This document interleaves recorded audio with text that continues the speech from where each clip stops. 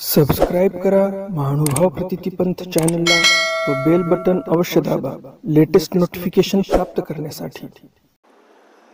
कृष्णाय वासुदेवाय हरये परमात्मने प्रणतः क्लेशनाशाय श्री गोविंदाय नमो नमः। श्री गोविंदाय नमो नमः। श्री गोपाल कृष्ण महाराज की जय। दंडवत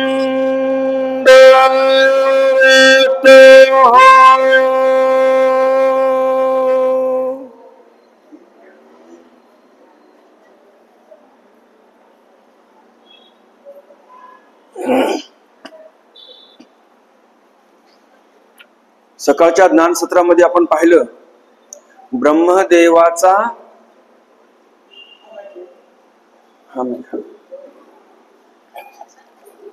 सकाळच्या ज्ञान सत्रामध्ये आपण पाहिलं ब्रह्मदेवाचा एक क्षण लोटलेला आहे आणि मृत्यू लोकामध्ये काय झालं, एक संवत्सर लोटलेला आहे, म्हणजे एक वर्ष लोटलेला आहे। आणि असं एक वर्षापर्यंत भगवंत ही खेळ क्रीडा करत राहिले। वासराच्या रूपाने भगवंताला राहावं लागलं। बळीरामांनी ज्या वेळेस पाहिलं त्यावेळेस त्यांना काय दिसलं, वस्तुरूप दिसलेलं आहे। बलरामजींनी ज्यावेळेस त्यांच्या ज्ञान दृष्टीने पाहिलं तर त्यांना सर्व काय दिसलं, सर्व वस्तुरूप भगवंत नटलेले आहेत। तर भगवंताला स्वतः तिथे नटून वासर बनून गोपाळ बनून तिथे त्या गोकुळामध्ये राहावं लागलं। कुठं कोणतं काम मायबाप सांगतात, कोणते मायबाप दंडही देतात, मारतातही, क्रोधित होऊन काही शिक्षा पण करतात। तर हे सर्व सहन केलं भगवंताने, या गायींना त्रास होऊ नये आणि गोकुळातील ते जे माता पिता आहेत गोपाळांचे त्यांना त्रास होऊ नये म्हणून भगवंताने हा नट जो आहे एक वर्षापर्यंत केलेला आहे। विचार करा, गायी धुणं, वासरं धुणं, गायीचं शेण काढणं, वासरांचं शेण काढणं, ज्या ज्या घरी जे जे काम असेल पूर्ण गोकुळामध्ये भगवंतच होते, प्रत्येकाच्या घरी गोपाळ रूपाने एवढं सगळं केलं। ब्रह्मदेवाला असं वाटत होतं आता काय लोक आक्रांत करीत असतील, गोकुळातील लोक हे फार दुःखिस्त झाले असतील, गायी हंबरडा फोडत असतील, त्या पण दुःखिस्त असतील, आणि हे दुःख पाहण्यासाठी गोकुळातील ब्रह्मदेव निघालेला आहे सत्यलोकामधून। ब्रह्मदेव सत्यलोकामधून निघालेला आहे आणि मनामध्ये आनंद आहे की आता बघा मी कशी फजिती केली या गोकुळवाल्यांची, आता बघूया काय काय पराक्रम दिसतात, कसे कोण रडत आहेत, कसे कोण धाय मोकलून रडत आहेत, कोण दुःखिस्त आहेत, हे पाहण्यासाठी तो ब्रह्मदेव निघालेला आहे तिथून। तर मनामध्ये काय कल्पना आहेत ब्रह्मदेवाच्या ते सांगतात। सिंहाचे बल विसरला जैसा गजू मदा चढिनला, तैसे असा सित बोलू लागला चतुराननु। सिंहाचे बळ विसरला जैसा गजू मदा चढिनला, हत्तीचा वैरी कोण आहे, हत्तीला कोण संपवू शकतो, तो म्हणजे सिंह। आणि हत्ती जणू काही हे विसरून गेला की जंगलामध्ये सिंह पण आहे, हे विसरून गेलेला आहे तो।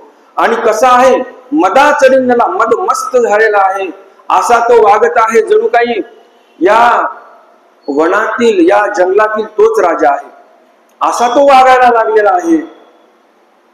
तैसे असा सीत बोलो लागला चतुरान, असा आवेशामध्ये हा ब्रह्मदेव बोलायला लागलेला आहे की आता या गोकुळवाल्यांची फटफजिती झालेली आहे. आता बघा कसा धिंगाणा असेल तिथे, कोण रडत असेल, कोण पडत असेल, कोण दुःखित असेल, कोणी अन्न ग्रहण करत नसेल, कोणी पाणी ग्रहण करत नसेल. हे दुःख बघण्यासाठी उत्सुकतेने ब्रह्मदेव निघालेला आहे सत्यलोकातून. अजून कवी काय म्हणतात, ब्रह्मदेवाची परिस्थिती कशी झाली. चोरा संखा पाठी धाविन्नला, हिरणाक्षू मारिला, हिरण्यकासिपू विदारिला तुलह बळी. हे ब्रह्मदेव काय म्हणत आहे. मागच्या ओळीमध्ये दामोदर पंडितांनी आपल्याला सांगितलेलं आहे की हा ब्रह्मदेव कसा झालेला आहे, मदमस्त हत्ती झाल्यासारखा झालेला आहे. सिंह एक आहे या जंगलामध्ये, तो विसरून गेलेला आहे. तसा हा ब्रह्मदेव, या ब्रह्मांडामध्ये ईश्वर नावाची शक्ती आहे, परमेश्वरी असा तो परमेश्वर आहे. तो जणू काही हा ब्रह्मदेव विसरून गेलेला आहे. अशा आवेशामध्ये तो येत आहे गोकुळाकडे. आता ब्रह्मदेवाच्या मनामध्ये काय विचार, आता या ओळीमध्ये ब्रह्मदेवाच्या मनामध्ये काय चालू आहे ते इथे पंडितबास आपल्याला सांगत आहेत. चोरा संखा पाठी धाविन्नला, हिरणाक्षू मारिला, हिरण्यकासिपू विदारिला तुलह बली.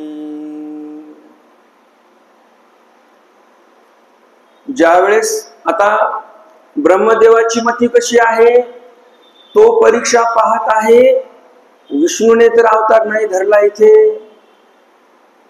म्हणून ते काय म्हणत आहेत, चोरा संखा पाठी धाविन्नला. मत्स्य अवतार ज्यावेळेस झाला विष्णूचा, त्यावेळेस संखासुराच्या पाठीमागे धावलेले आहेत हे. आणि हिरणाक्षू मारिला, हिरणाक्ष जो होता त्याला मारलेला आहे विष्णू अवताराने. हिरण्यकासिपू विदारिला तुलबली. आणि जो हिरण्यकश्यप होता त्यालाही विदारलेला आहे, म्हणजे त्याचं पोट फाडलेला आहे. तो अवतार विष्णूनेच धरलेला होता, म्हणजे कोणाचा, नृसिंहाचा. तर असा तो अतुलबली विष्णू इथे आलेला आहे की काय. ते शक्ती सामृथ्य के गेले, कातेने अभिमाना ते सांडिले, की अवेक्रिये ब्रह्म अवतरले साच मानू.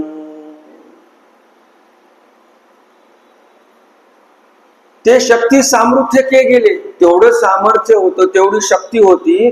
ते सामर्थ्य, ती शक्ती कुठे गेलेली आहे. का तेने अभिमानात ते सांगितले, म्हणजे विष्णूच्या ठिकाणी जो अभिमान होता तो अभिमान विष्णूने सोडून दिला की काय.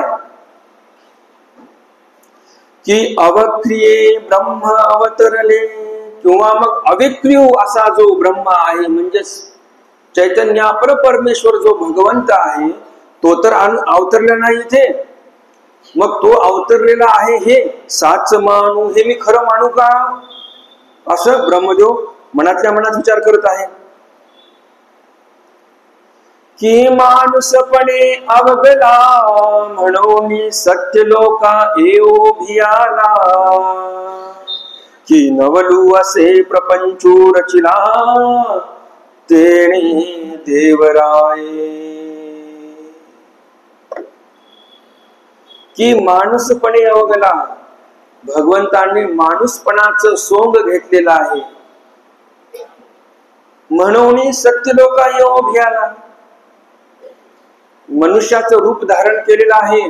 म्हणून हा जो कृष्ण आहे तो सत्यलोकामध्ये येण्याला घाबरलेला आहे की काय. की नवलू असे प्रपंचू रचिला, तेने देवराय, किंवा मग नवल वाटेल अशा प्रकारचा प्रपंच रचलेला आहे की काय. या देवरायाने, देवांचे राजे ते देवराय. ऐसे बोल तू चतुराननु, आला निज भुवना पासोनु, तव प्रतापू देखिला गहणू, विज्ञान शक्तीचा. ऐसे बोलत, असा मनामध्ये विचार करत करत तो चतुराननु म्हणजे चार तोंड असणारा ब्रह्मदेव इथे आलेला आहे. पृथ्वी तलावर बघण्यासाठी. आला निज भुवनापासून, स्वतःच्या भुवनापासून म्हणजे सत्य लोकापासून तो आलेला आहे. तो प्रताप देखील गणू असा प्रताप गहन पाहिलेला आहे. विज्ञान शक्तीचा प्रताप पाहिला.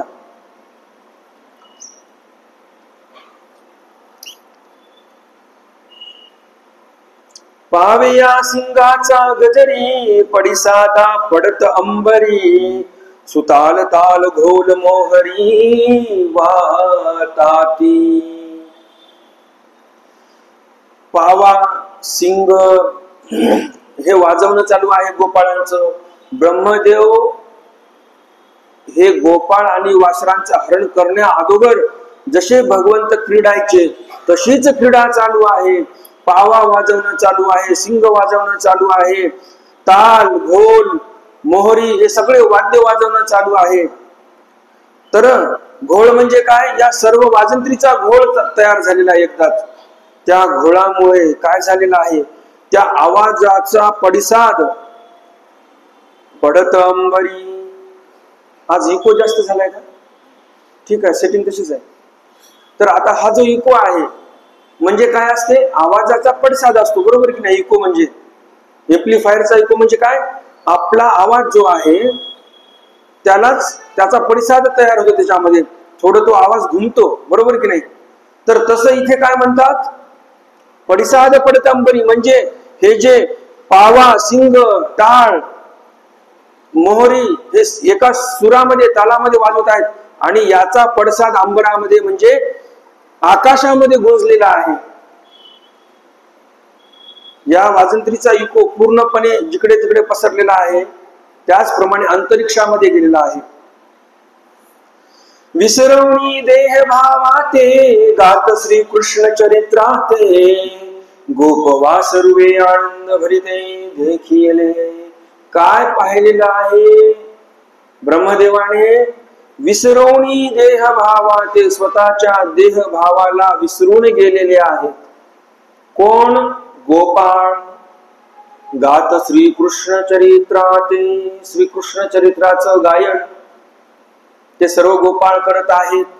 गोपवासरुवे आनंद भरिते, भगवंतासोबत पूर्वी जे गोपवासर होते तेच गोपवासर दिसत आहेत. आणि कसे आहेत ते? आनंद भरिते, आनंदाने भरलेले आहेत. असे देखील म्हणजे त्या ब्रह्मदेवाने पाहिलेला आहे. मग आता ही लीळा तर पाहिलेली आहे ब्रह्मदेवाने, हे सर्व दिसले त्यांना. मग आता ब्रह्मदेवाला कसं आश्चर्य वाटलेलं आहे ते पुढील ओव्यांमध्ये आपल्याला पंडित बास सांगतात.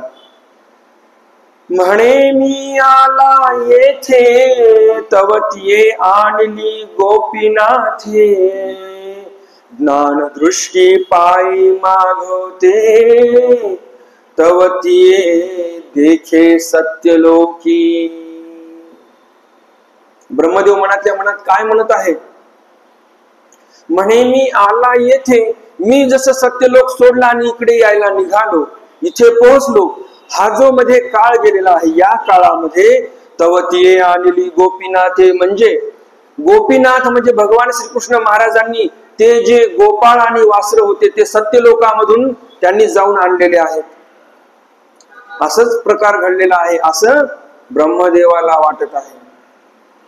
जिथे भगवंताचं विज्ञान कार्य करते तिथे काहीतरी शंका असण्याची गोष्ट आहे का? काहीच नाही. जशास तसं दिसलेलं आहे. पूर्वी ज्याप्रमाणे गोपाळ वासर सोबत असायचे भगवंताच्या, त्याप्रमाणेच दिसत आहे सर्व काही.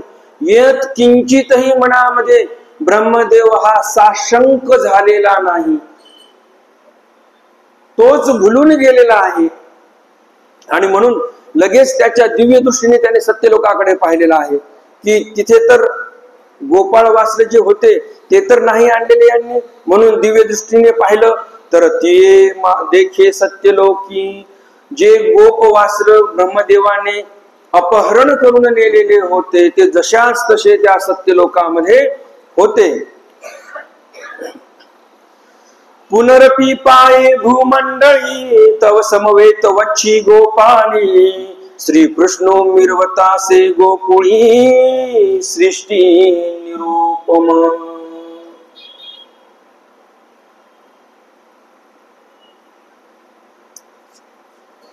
मनरूपी पाये भूमंडळी. सत्यलोकाकडे दृष्टी केली, तिकडे तसेच दिसले गोपाळ वासर. पुन्हा भूमंडळाकडे दृष्टी केली, तेव्हा तसेच इकडे पण दिसले गोप वासर. तव समवेत वची गोपाळी.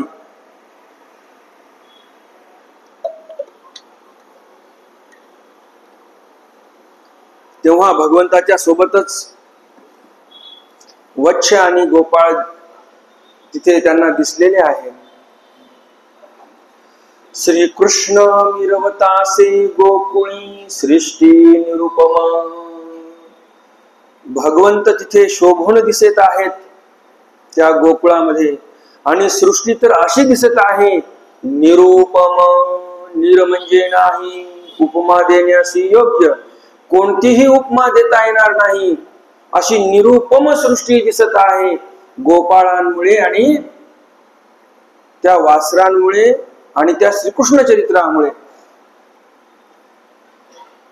या परी दोठाई पाता संदेही पडिला सृष्टी करता. तव आणिक एक झाला देखता ते परिहसा पा.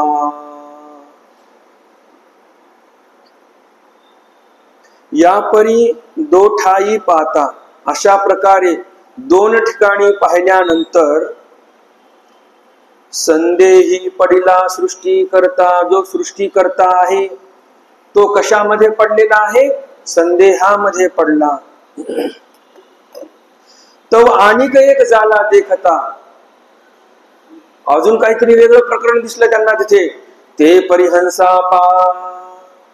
ते परिहंसा म्हणजे परियसा म्हणजे ऐका. सकळे चतुर्भुज गोपाल करी शंख चक्र गदा कमळ. पितांबरधारी सुनीळ कौस्तुभ कंठी. अजून काय तिथे नवल दिसलेलं आहे? भगवंताजवळ जे गोपाळ होते सर्व, ते सर्व गोपाळ कसे दिसत आहेत? चतुर्भुज. ज्याप्रमाणे विष्णू चतुर्भुज, त्याप्रमाणे हे सर्व गोपाळ विष्णू सारखे दिसायला लागले, चतुर्भुज. करी शंख चक्र गदा कमळ. करी म्हणजे श्रीकरी, शंख चक्र गदा कमळ आहे. पितांबरधारी सुनीळ. सुनीळ कांती आहे भगवंताची. पितांबर प्रावरण केलेला आहे, नेसलेला आहे. आणि गळ्यामध्ये काय? कौस्तुभ कंठी. त्या सर्वांच्याच गळ्यामध्ये कौस्तुभ मणी दिसत आहे, माळेमध्ये ओवलेला. पदकी निळयाची खेवणी, भुजी अंगदाची मिरवणी. मकर कुंडले श्रवणी झळकताती. पदकी निळयाची खेवणी. जे पदक आहेत गळ्यामध्ये त्यामध्ये निळ्या रंगाचे रत्न खोवलेले आहेत. म्हणजेच काय? इंद्र निळाचे रत्न जणू काय तिथे खोवलेले आहेत. भुजी अंगदाची मिरवणी. या भुजादंडामध्ये जे अलंकार लावतात, घालतात, त्याला म्हणतात अंगद. तर ते अंगद प्रत्येकाच्या भुजादंडाला म्हणजे दंडाला दिसत आहे. मकर कुंडले श्रवणी झळकताती.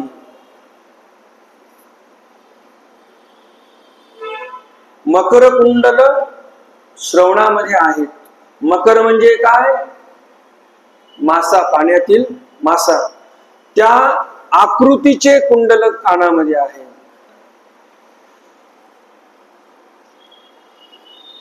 त्या स्मृती वर्णामध्ये आहे. मकर काय आहे, कसं आलेलं आहे सांगा.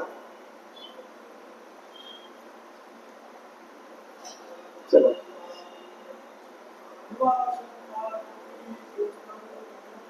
ग्रीवशंखाकृती कौस्तुभ हृदयी वैजयंती शोभती. नखे रक्त वळे उडगणे नितचरणी ओळगती. वैजयंती आलं त्याच्यामध्ये. श्रवण युग्म मकरात कृती कुंडल वैर करीती भास्करा असा उल्लेख आहे तो, आहे की नाही. श्रवण युग्म मकराकृती कुंडल, कोणासोबत वैर करत आहेत ते वैर करीती भास्करा. काय सुंदर वर्णन केलं कवीने त्याच्यामध्ये. भगवंताच्या कानातील जे मकर कुंडल आहेत ते कोणासोबत वैर करतात? भास्करासोबत, सूर्यासोबत वैर करतात. एवढे तेजोमय ते मकराकृती कुंडल आहेत.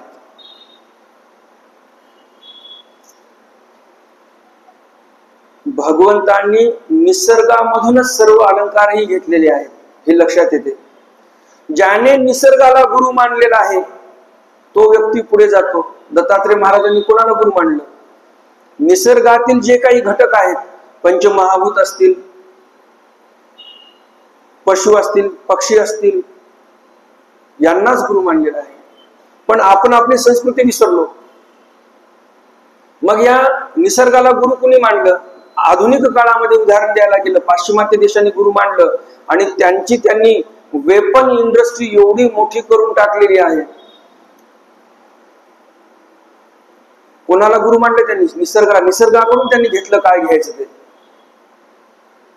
कधी बघा तुम्ही त्यांचे अमेरिकेचा जो B-2 बॉम्बर आहे त्याचं जे आकृती आहे ते पक्षासारखी आहे आकृती. उडणारा जो पक्षी असतो, फाल्कन पक्षी ज्याला बोलतात आंग्ल भाषेमध्ये, आणि आपल्या भाषेमध्ये सांगायला गेलं तर आपण बहिर्ससाना म्हणू शकतो.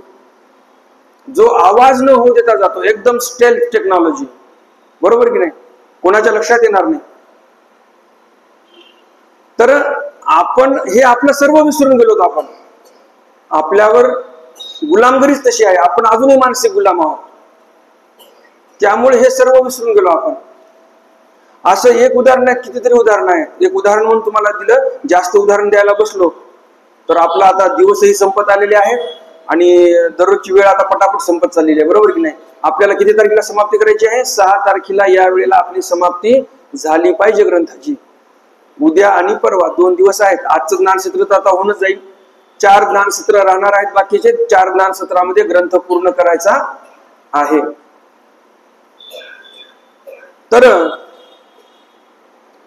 आपण जर आपली संस्कृती लक्षात ठेवली, आपल्या परंपरा लक्षात ठेवल्या, आपल्या परमेश्वर अवतारांनी गुरु कोणाला मानलं?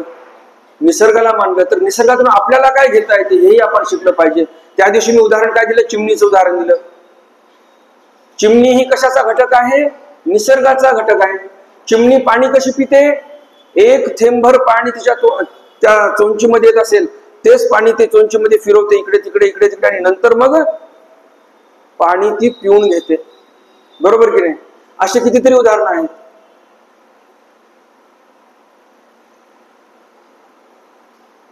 तर असे मकर कुंडल भगवताच्या कानामध्ये शोभून दिसत आहेत.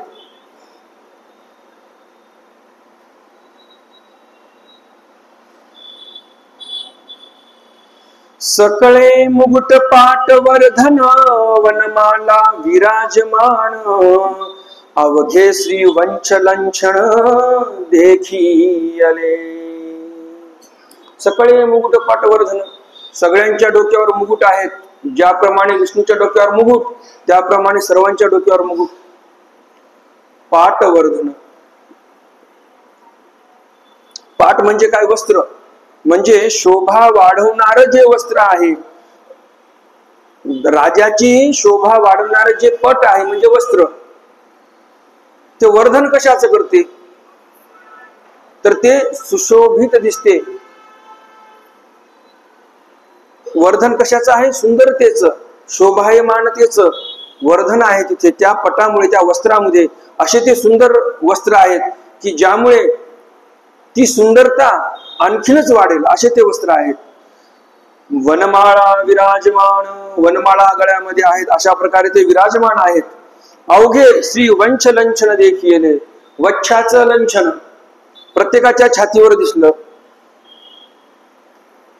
भृंग ऋषी होता आणि त्या ऋषीचा अपमान देवतेंनी केला. भृंग ऋषीचा अपमान देवतेंनी केला म्हणून नंदीने अभिमान घेतलेला आहे भृंगाचा, आणि देवतेसोबत युद्ध करायला नंदी गेलेला आहे. तिथे गेल्यानंतर युद्ध चालू झालं.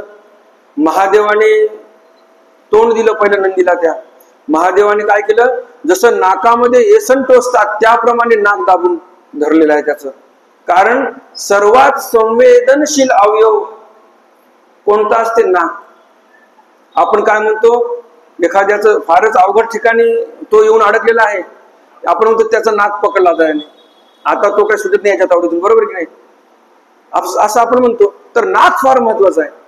तर महादेवाने काय धरलं? पहिलं नाक धरलं त्या नंदीचं. मग आता महादेवाला वाटलं आता आपल्या आटोक्यात येईल हा, पण तो काय आटोक्यात यायला तयार नाही, उड्या तसाच मारत होता.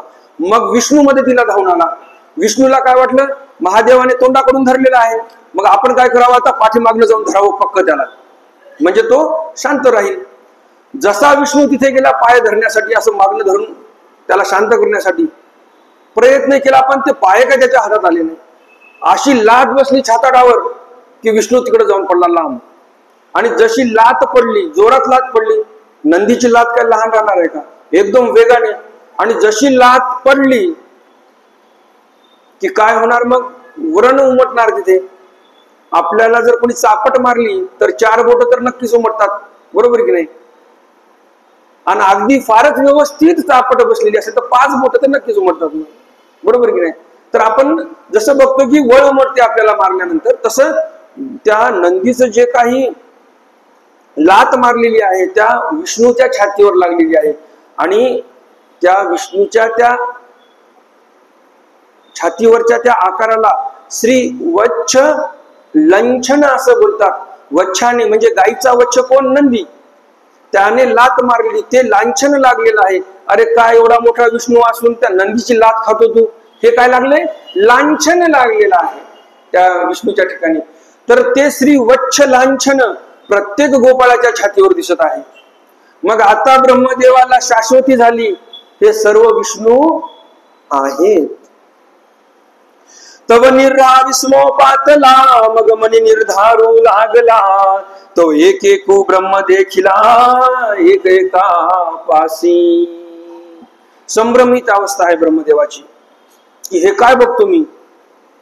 बरं, काहीतरी आता थोडस निर्धार करण्याच्या मागे लागला होता. संभ्रमाच्या बाहेर येण्यासाठी थोडस निर्धारण करून तो बाहेर येण्याचा प्रयत्न करतच होता. तेवढ्यामध्ये भगवंताने काय केलं?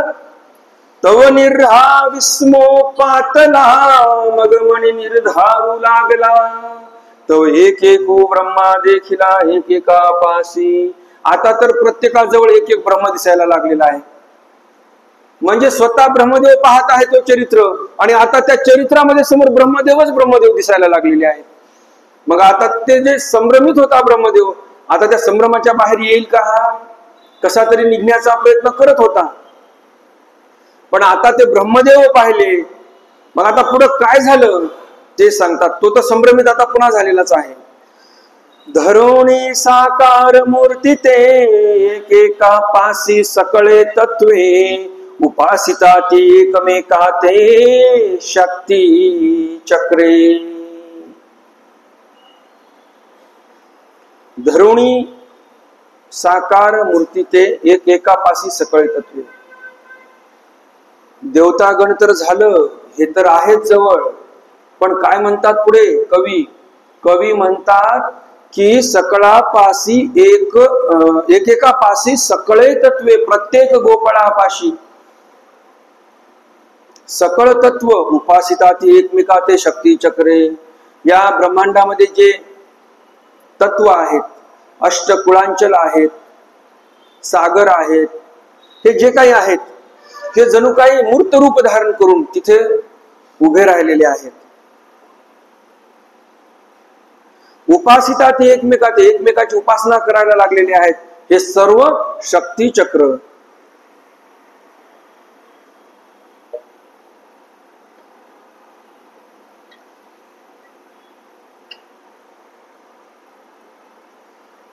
ब्रह्मा विष्णू महाकाल सकले संहान दिग्पाल, सप्त समुद्र कुलाचल मूर्तधारी. ब्रह्म विष्णू महाकाळ. ब्रह्म म्हणजे ब्रह्मदेव, विष्णू म्हणजे विष्णू, महाकाळ म्हणजे महादेव. हे तिघही तिथं दिसत आहेत. सकळे सौहान दिगपाळ. सकळ म्हणजे सर्व देवता, सौहान म्हणजे वाहनेशी युक्त. त्यांचे जे वाहन असतील ते वाहन घेऊन तिथे उभे आहेत. किंवा संहान म्हटलं तर मग वाहन तर सोबत आहेतच, त्यांचे त्यांचे जे काही रथ असतील, विमान असतील देवतेंचे, त्याबरोबर त्यांचा परिवारही आहे. दिगपाळ, जे दिगपाल आहेत तेही तिथे आहेत आलेले.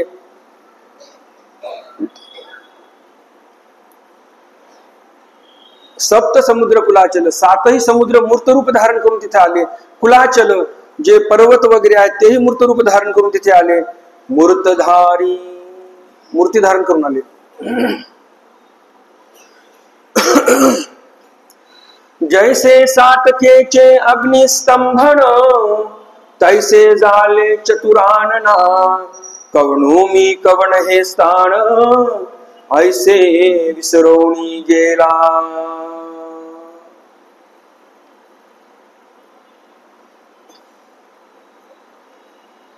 त्रेतायुगामधील कथा आहे.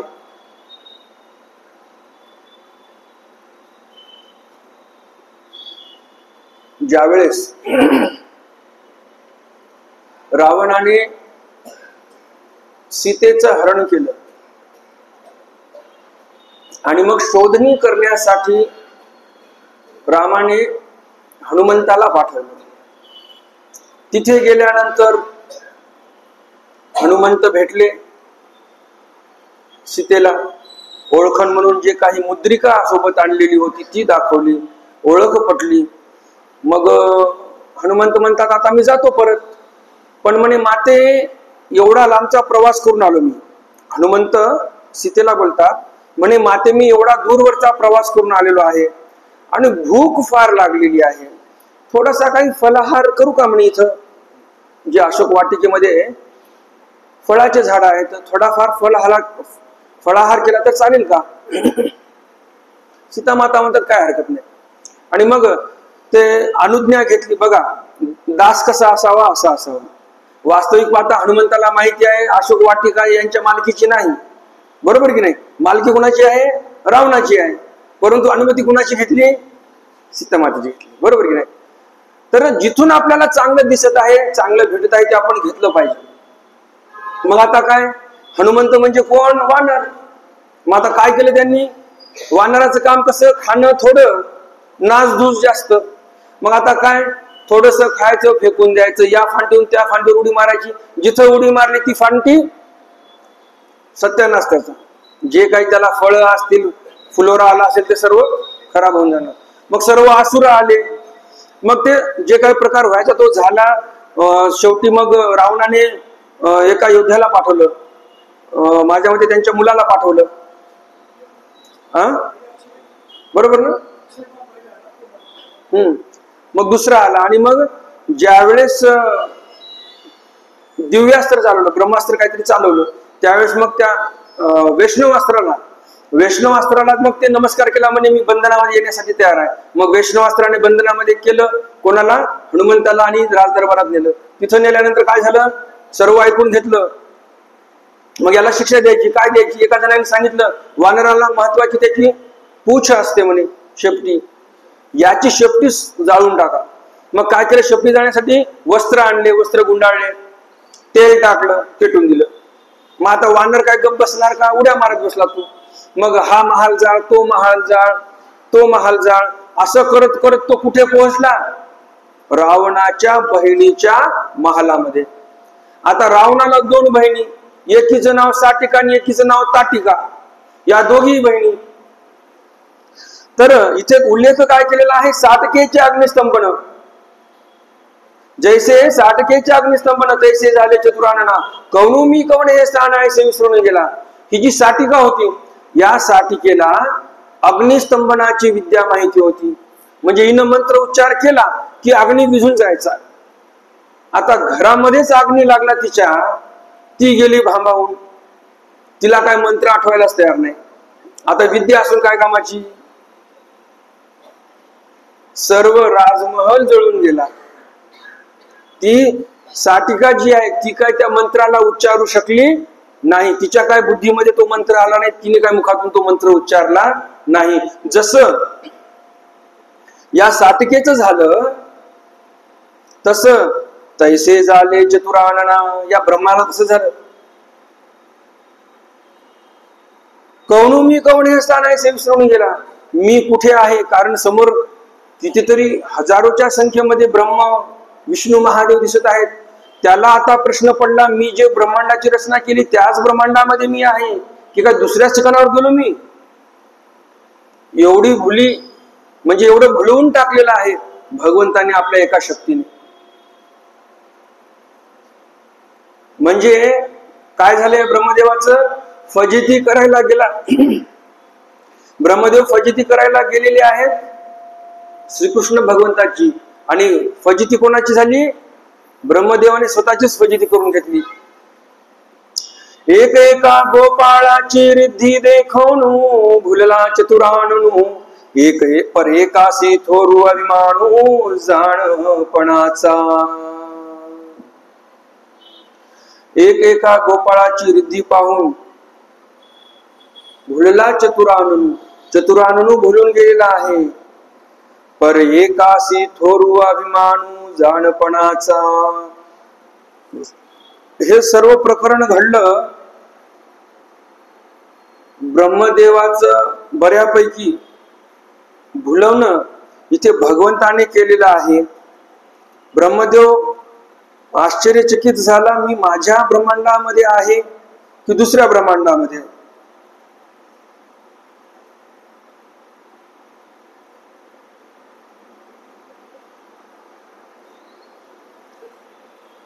पण एवढा अभिमान होता याच्या ठिकाणी, जाणपणाचा. ब्रह्मदेवाला जाणपणाचा की मी या ब्रह्मांडातील वयोवृद्ध आहे, माझ्याच ठिकाणी ज्ञान आहे, ब्रह्मांडामध्ये कोणती समस्या आली तर मीच निवारणार आहे. हा जो अभिमान होता जाणपणाचा, तो काय त्याच्या ठिकाणचा अजून गेलेला नाही. त्या पर एकासी थोरू अभिमान जाणपणाचा, त्याच्या ठिकाणी थोडासा अभिमान जो आहे, थोर अभिमान जाणपणाचा, त्या एकाच्या ठिकाणी उरलेला आहे. ऐसिया ब्रह्मयाची कोडी, रोमकुपी असती एकी कडी, त्या रूपाची थोरी केवडी कवण जाणी. ऐसिया ब्रह्माची कोडी, रोमकुपी असती एकी कडी. अशा या ब्रह्मदेवाच्या कोडी म्हणजे कोटीच्या संख्येने ब्रह्मदेव त्या भगवंताच्या म्हणजेच अव्यक्त म्हणतो परमेश्वराचं एक रोमकूप जे आहे, रोम म्हणजे केश असतात आपले, हे या केशाच्या बुडाला कूप असते, म्हणजे छोटस एक छिद्र असते. त्या एवढ्या छोट्याशा छिद्रामध्ये, म्हणजे हे छिद्र रोमावळीचं छिद्र कोणाचं आहे? अव्यक्त म्हणतो परमेश्वराचं.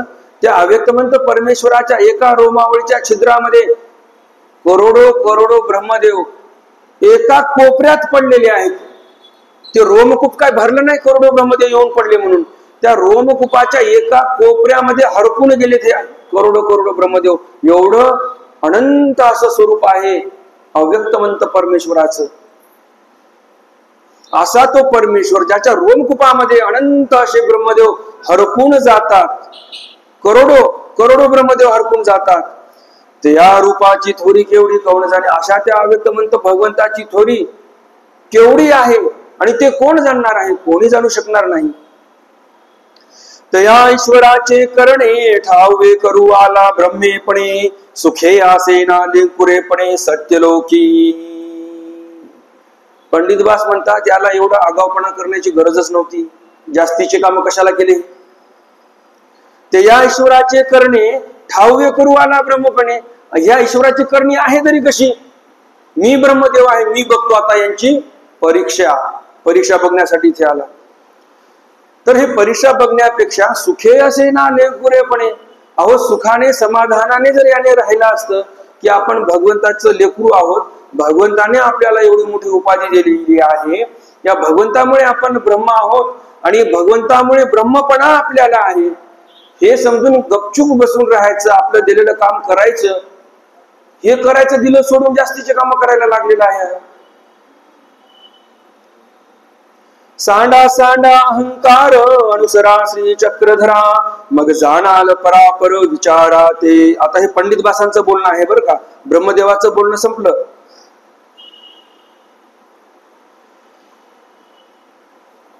जे मागचे 5 ओव्या सांगितलेल्या आहेत मी तुम्हाला, 5 ते 6 ओव्या, त्या सर्व पंडित भासांच्या ओव्या आहेत. म्हणजे त्यांनी त्यांचं मंतव्य मांडलेलं आहे. आणि यापूर्वी जे ओव्या आपण पाहिलेल्या आहेत की तव निराविस्मो पातला, मग मनी निर्धारू लागला वगैरे वगैरे, हे जे ओव्या पाहिल्या मागे हे ब्रह्मदेवाच्या मनातील ओव्या आहेत. त्याला कसं वाटलं,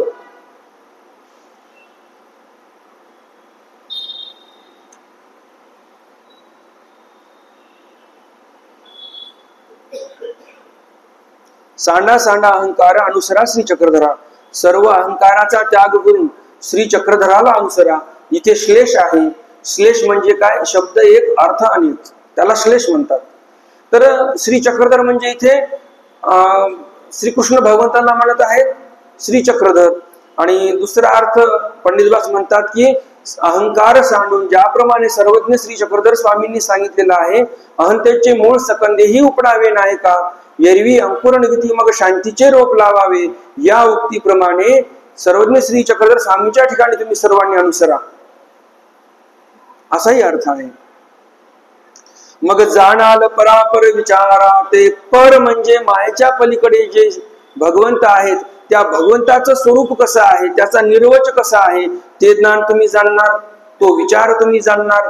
अपर म्हणजे मायेपासून खालोते कर्मभूमीची एकक्षणी वैरी, जेतुकिया देवता तेतुकिया अपरांतुल, या सर्व अपरांतुल ज्या देवता आहेत, अपर आहेत मायेच्या अलीकडचे, मायेला धरून त्यामध्ये, हे सर्व अपर देवतेचे जे काही ज्ञान आहेत, विचार आहेत, हेही तुम्ही जाणू शकणार जर तुम्ही भगवंताच्या ठिकाणी अनुसराल तर. मग ज्ञानीय म्हणतात आम्हाला माहिती पाहिजे देवतेविषयी, कसा बहिर्या कसा अंतर्या, याने केल्याने काय होते, त्याने केल्याने काय होते, फळ कसे प्राप्त होतात, पर्यायाने प्राप्त होतात, की निप्रपंचिक फळ आहेत की सप्रपंचिक फळ आहेत, हे ज्ञानियांना जिज्ञासा असते. ही जिज्ञासा इतरत्रीची ज्ञानियाच्या ठिकाणी असते आणि प्रेमियाच्या ठिकाणी, भक्ताच्या ठिकाणी ही जिज्ञासा नसते. त्याला वेळच नसते भगवंतापासून दूर जाण्याचा.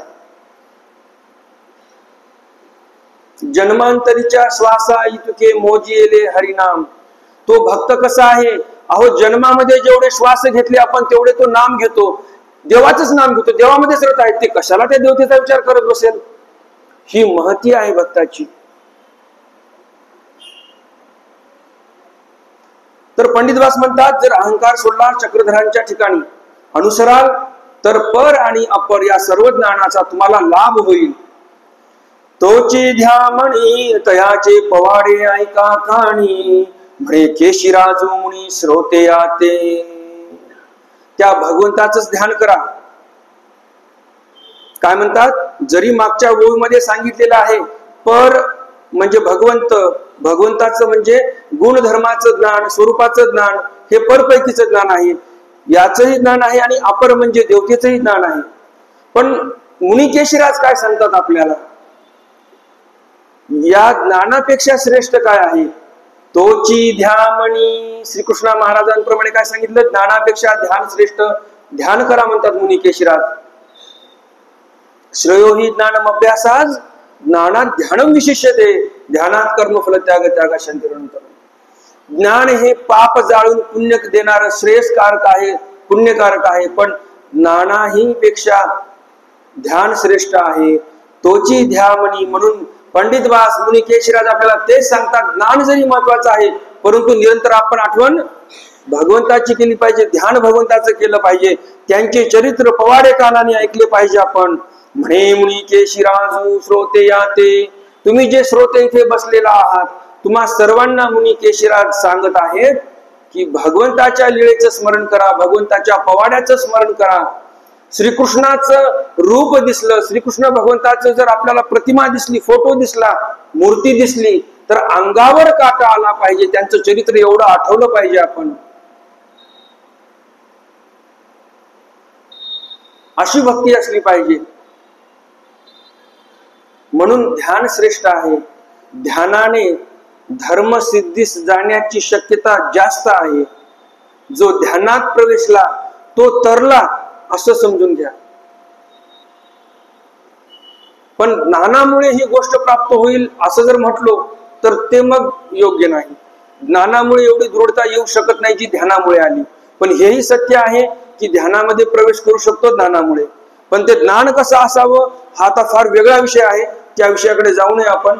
तर ते ज्ञान कसं असावं काय नाही त्याचे बारकावे सांगायला गेले तर आपली समाप्ती ग्रंथाची होणार नाही. म्हणून आपण त्या विषयाकडे जाऊ नये. म्हणून आपण आपल्या मूळ ग्रंथाकडे येऊया. इथे ब्रह्मदेव भांबावून गेलेला आहे. आता इथे ब्रह्मदेवाचे चिरंजीव म्हणजेच नारद मुनी, मानसपुत्र नारद मुनी येतात. आता नारद मुनी काय करतात बरं? इथे ब्रह्मदेवाला उपदेश करतात. अरे म्हाताऱ्या, आता तू म्हातारा झालाय, त्यामुळे तुझी बुद्धी काय चालत नाही आता. त्यामुळे असे नसते कोणा संग पण तू वादविवाद करू नको. बरोबर की नाही? तर आता ते कशा ओव्यामध्ये आलेलं आहे ते समोर बघूया आपण. हेची नारदू म्हणे ब्रह्मयाते, आजोई सांडोई अहंकाराते, ओळगे श्रीकृष्णा ते भ्रांती फिटाव्या. ब्रह्मदेवा, तुम्ही माझे पिते आहात. जसं कालच बोललो मी, नाही ज्येष्ठत्व ज्येष्ठत्व पुनर्ज्येष्ठत्व मुच्यते केतकी वरपत्रेषु लघुपत्रस्य गौरवम. ब्रह्मदेव वयाने मोठे, गुणाने छोटे. नारद मुनींना उपदेश करावा लागत आहे मानस पुत्राला. आता वास्तविक पाहता नारद मुनीपेक्षा ब्रह्मदेव फार वयाने मोठे आहेत. पण नारद मुनी उपदेश करत आहेत आता ब्रह्मदेवाला. कसा उपदेश करतात? हेची नारदू म्हणे ब्रह्मयाते, आजोही सांडून अहंकारा. ते आता तरी अहंकार सोडा. जसं मागच्या वेळीमध्ये पाहिलं, एवढं सर्व पाहूनही मनामध्ये एकाचा अहंकार आहे जाणीवेचा, म्हणजे तो ब्रह्मदेवाच्या मनात अहंकार आहेच अजून. शेवटी मुलगा आला, म्हणे बाबा बस झाला आता. एवढी फटफजिती झाली, बस झाली नाही का? की निष्कासित करून देतील म्हणे देव आता, जास्तीचे अजून पुढे तुम्ही काही केले उपद्व्याप तर. कारण जर ऋषी मुनीच्या श्रापाने ते देवता मूर्ती लोकात येतात आणि जर देवाला क्रोध आला तर कुठे जातील मग या देवता? बरोबर की नाही? म्हणून म्हणतात देव, नारद मुनी म्हणतात ब्रह्मदेवाला, आता बस झालं, अहंकार सोडा, ओळख सारा श्रीकृष्णाची. बरोबर की नाही? श्रीकृष्ण महाराजाची ओळख सारा, सेवा करायला समोर जा तुम्ही दास म्हणून. भ्रांती फिटाव्या. तुमची जे काही बुद्धीवर भ्रांतीचे पटल पडलेले आहेत ते भ्रांतीचे पटल फेडण्यासाठी हा एकच उपाय आहे. ब्रह्मदेवाने असा पराक्रम केला. आता हीच जे देवापाशील ओळखणी आहे, ब्रह्मदेवाचीच ओळखणी आहे की ते पण तिने केलं का? हे नाही केलं. ती ब्रह्मांडस्थेपेक्षा आगळी आहे. ही ब्रह्मांडस्थ आहे. आता ही जे सर्व पराक्रम केले ब्रह्मदेवाने, ही ब्रह्मदेव नावाची ब्रह्मांडस्थ आहे, ब्रह्मांडाचा व्यापार करण्यासाठी आलेली. मग ब्रह्मस्तु गोकुळा आला, तेने श्रीकृष्ण देखिला एकला, विस्मो पावनी म्हणू लागला, नेणी जे जी चरित्र तुझे.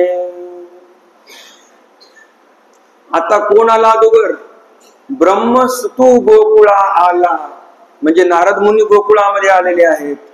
तेने श्रीकृष्ण देखिला. आता काही लोकांसमोर जाऊन म्हणेल का माझ्या बापानं फार मोठी चूक केली, माझ्या बापाला क्षमा करा? म्हणून काय म्हणतात तिथे? विस्मो पावनी म्हणू लागला. श्रीकृष्ण देखिला एकला, एकांतामध्ये श्रीकृष्ण भगवंत आहेत असा एकांत पाहिला. पटकन नारद मुनी तिथे गेले. कसे कळीचे नारद असतात बघा. आता हे श्रीकृष्ण महाराजाला जेलमध्ये जन्मवण्यामागे कारणीभूत कोण? हेच. बरोबर की नाही? तर हे असे कळीचे नारद. म्हणजे कंसाने म्हटलं होतं जाऊ द्या, 8 नंबर मोजायचे, वर्ण मोजायचे की खालनं मोजायचे म्हणे, अनुक्रमे की व्यतिक्रमे, त्यामुळे मी असं काही करणार नाही म्हणे. नारद मुनी आले, अरे म्हणे काय पागल झाला की येडा झाला की काय झाला म्हणे, खालून येऊ की वरून येऊ, काळ तर तुझाच आहे, तुलाच मारणार आहे, असं करू नको म्हणे तू. त्यावेळेस मग ते बंदीखान्यामध्ये टाकणं, लेकरांना मारणं चालू झालं. तिथं कोण पिन मारली? नारद मुनी. आणि आता आले भगवंत, जन्माला आले, मोठे मोठे असुर मारायला आले भगवंताने सर्व असुरांना मारून टाकलं, तेव्हापर्यंत आली नाही. ज्यावेळेस बापावर आली त्यावेळेस देव आठवला. बरोबर की नाही? कारण आता देवांना जर क्रोध झाला तर काय करतील काही सांगता येत नाही. म्हणून शिष्टाई करण्यासाठी, बापासाठी म्हणून भगवंतापाशी हा नारद आलेला आहे. विस्मो पाहुणे म्हणू लागला, विस्मित झालेले आहेत नारद मुनी. नेणिजेजी तुझे चरित्र कसे आहेत बाबा भगवंता, कोणाला काही कळणार नाही. अमोघ असे, दिव्य असे, अगाध असे तुझे चरित्र आहेत. मग आता कशी विनंती करतात, कसं गोड बोलतात एकदम, समोर पाहूया. माते पीतया देखता, बाळा भुली ठाके सर्वथा, तो बोलू कवणा सर्वज्ञनाथा, विचारी पा. नारद मुनी म्हणायला लागले, देवा, मात्या पित्या समोर एखाद्या वेळेस जे बाळ आहे ते संभ्रमित होते, भुलून जाते. बरोबर की नाही? तसे तुम्ही माता पिता आहात आमचे. आता हे आमचा बाप लेकरू समजा, बिचार भुलून गेलं, जे करू नये ते केलं, माफी करा आता आमच्या बापाला. तो बोलू कवना सर्व दिनाचा विचारी पा. तर ते लेकरू भुलून गेलं म्हणून कोणी काय त्या लेकराला भांडते का, बोलते का, शिक्षा पण करते का? नाही. मसकाचे पावे आतराण, काही सिंहाचे विचरण, तुझी शक्ती विश्वमोहन, तेथ ब्रह्मा काही. मसकाचे पावे आतराण, काही सिंहाचे विचरण. अहो जंगलामध्ये मच्छर उडत असतात, ते मच्छर उडत आहे, तर त्या मच्छरामध्ये किती सामर्थ्य आहे बघतो तुझ्याकडे आता मी, म्हणून सिंह विचरण करते का जंगलामध्ये? नाही. सिंह कोणाचं त्राण बघत असतो? हत्तीचं त्राण बघतो सिंह. हत्तीचा फडशा पाडतो सिंह, एवढं सामर्थ्य सिंहामध्ये. म्हणून काय म्हणतात त्याला? गजांतक म्हणतात किंवा सिंहांतक म्हणतात. नाही, सिंहांतक नाही, नागांतक. नाग म्हणजे काय? गज. तर नाग म्हणजे गज, गजांतक म्हणतात किंवा नागांतक म्हणतात सिंहाला. तर कोणाचं त्राण पाहण्यासाठी सिंहाचं विचरण आहे? हत्तीचं त्राण पाहण्यासाठी आहे.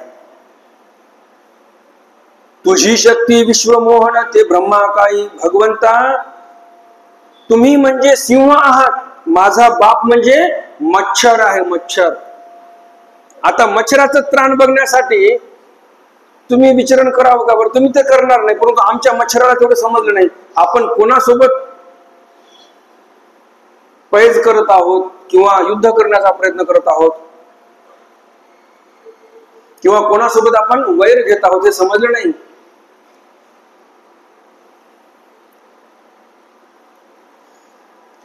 राऊळीची चोरी केली थोरी, परी उपसहावे मुरारी, सृष्टी करता पूर्वापरी म्हणून या. राऊळीची चोरी केली थोरी. राऊळ म्हणजे भगवंताला इथे राऊळ म्हटलेला आहे, मालक म्हटलेला आहे. राऊळ म्हणजे काय? मालक. तर हे मालक, तुमची चोरी केली आमच्या बापाने. आता या म्हातारपणामध्ये चोऱ्या करायचे धंदे करू नये आमच्या बापाने, पण केले. आता करता काय? झालं गेलं, गंगेला मिळालं, आता काय करता? परी उपसहावे मुरारी. आता भगवंताने उपसहण्यामध्ये घालावं, क्षमा करावी. सृष्टी करता पूर्वापरी म्हणून या. तुम्ही तर पूर्वापार काळापासून, सनातन काळापासून, अनादी काळापासून सृष्टीचे रचयिते तुम्ही आहात. तुमच्या प्रवृत्तीने माया, मायेपासून मग आमचा बाप तर फार खाली आला. मायेच्या नंतर विश्व, विश्व नंतर मग आलं कोण? भैरव. भैरवानंतर मग कोण? शिराब्दीचा शेषशय्या, आणि नंतर कुठे आमच्या बापाचा नंबर आहे म्हणे. कोणत्या क्लासचे अधिकारी आहेत? फर्स्ट क्लास कोण? माया. सेकंड क्लास विश्व. Third class Bhairav. Fourth class Brahmadev. चतुर्थ श्रेणीचे कर्मचारी. आता चतुर्थ श्रेणीच्या कर्मचाऱ्यांना काय म्हणतात आपल्याकडे? झाडपूस करणारे, बरोबर ना? की चुकीचं? चतुर्थ श्रेणी कर्मचारी आहेत म्हणे आमचे वडील. आता सोडून द्या बिचाऱ्याला, एवढं काही बौद्धिक क्षमता नव्हती म्हणून हे आगाऊ काम झाले. नारदाची बोला हा सिन्नला, म्हणे म्हातारेपणे भुलला, मग अपराध उपसाहिला कृपावंते. सुरुवातीला जे म्हटलं मी, आमचा बाप म्हातारा झालाय म्हणून असे काम करायला लागला, हे ग्रंथामध्ये आहे म्हणून बोललो होतो मी, बरं का? आता ओळीमध्ये काय आलेलं आहे? नारदाच्या बोला हसिन्नला. भगवंत काय करतात? हसतात. हे नारदाचं विनंती ऐकून नारदाची काय म्हणतात नारद मुनी? म्हणे म्हातारेपणे भुलला. हे म्हातारपणामुळं म्हातारा आमचं भरून गेलेलं आहे. याला आता ते म्हातार चाळ लागले म्हणतात, बरोबर की नाही? बुद्धी काय काम करत नाही आता या वयामध्ये. तर या म्हाताऱ्यानं हे असे काम केले, म्हातारपण आलं म्हणून तो पहिले भुललेला आहे. मग आता म्हाताऱ्या माणसाला क्षमा केली पाहिजे तुम्ही, बरोबर की नाही? मग असं म्हटल्यानंतर भगवंत काय म्हणतात? मग अपराधू उपसाहिला कृपावंते. देव म्हणतात चल ठीक आहे, केली क्षमा तुला. आपण जर भगवंताचे लेकर आहोत तर अशी क्षमाशीलता असली पाहिजे. क्षमाशीलता असली पाहिजे, पण त्या क्षमाशीलतेला पण मर्यादा असल्या पाहिजे. नाहीतर 16 वेळा गजनी आला, पृथ्वीराज चव्हाणांनी त्याला हरवलं. काय पद्धत असते का? 16 वेळा हरवलं आणि तरी पण सोडूनच दिलं क्षमा मागितली म्हणून. 17व्या वेळेला आला, मग काय झालं? पूर्ण भारतामध्ये हिरवी लाट पहिली आली असेल इस्लामची, तर ती म्हणजे पृथ्वीराज चव्हाण ज्यावेळेस मेले त्यानंतरच यांचे पाळे मुळे पक्के झाले इथे.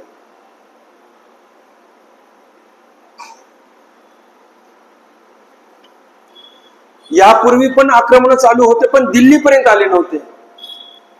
सिंध, पंजाब, बलुचिस्तान, खैबर पख्तूनख्वा हे जे परिसर आहेत आता पाकिस्तान मधले, तिथपर्यंत आले होते. पण बाप्पा रावल नावाचे एक व्यक्ती होते, मोठे क्षत्रिय, तेजाने संपन्न.